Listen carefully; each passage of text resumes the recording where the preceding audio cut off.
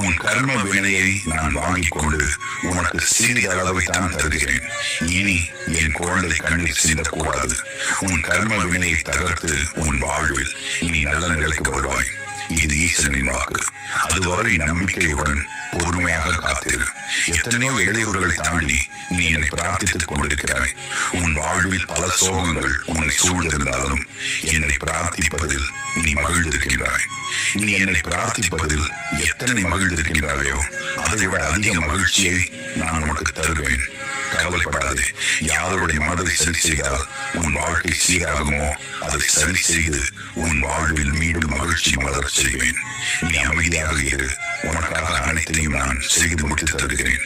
உன் வாழ்க்கை மீண்டும் மலரும். என் பிள்ளையே, உன் விரலே உன் கண்ணை குத்தியது போல்தான் உன்னோடு இருப்பவர்கள் உன்னிடம் நடந்து கொள்கிறார்கள்.